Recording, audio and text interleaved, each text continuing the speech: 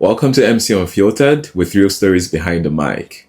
And do I have a good story for you today? This particular one was a time when a grandma claimed me as her husband during an event. So let's set the base for how this happened first, right? It was a Yoruba family event. If you're familiar with Nigerian tribes, then you know, of course, that culture is a heavy thing for us. And so this was very, very Yoruba themed. I remember this because I was wearing an abada. I'll try to find, I'll probably have a picture of me and this grandma and I'll put it somewhere. Anyway, so this was one of those points in the ceremony where family members were making speeches and grandma was giving the microphone. And I don't remember how we got there, but she was talking and I remember she was starting to hug the mic a little bit. And so I was beginning to do my thing, how I eventually, get the mic away from somebody in the audience who is hugging the mic. And then I heard her say, "By the way, I like this MC, such a handsome boy. He's my husband, though. Everybody, do you know he's my husband?" Of course, I'm paraphrasing. But I looked at Mama and I was like, husband, So I had two options, right, in this particular situation.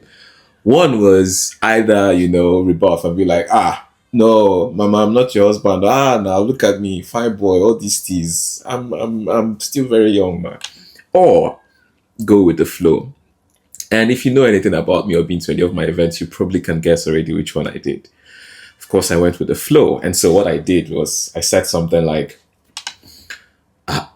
Mama, I thought we were keeping this our love a secret now. And we planned that we'll tell everybody about our romance after this event. Why are you just bringing it up now? Everybody broke into laughter. Grandma was laughing. The guests were laughing. I think the person who hired me was a grandchild. And so that's why I keep calling her grandma. She was laughing as well. And it was such a beautiful way. And the event just continued. And while she was laughing, I was able to get up close to her, give her a hug, take a picture, and collect the mic. And then the event went on. This I remember very fondly, but I remember it even more because years later, and I don't remember how long after, I was catching up with the person who hired me, her grandchild, and which is something I do, by the way. I like to keep in touch with as many clients as I can because hundreds of his events, I can't keep in touch with everybody. So if I've not been keeping in touch with you, don't be angry. Send me an email or response. Send me a text, I'll respond. Call me, I will respond, especially if you have an event coming up. Wink, wink.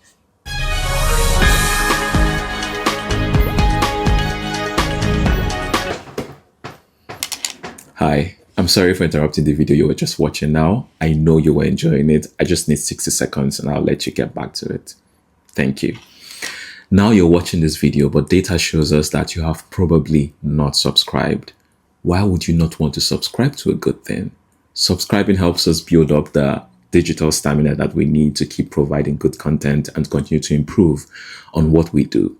Secondly, after you subscribe, please share these videos with your friends. Let them know that you have found a good thing you're enjoying. If you're not enjoying the videos, let me know in the comments what you're not enjoying, but also share with your friends. Make a point.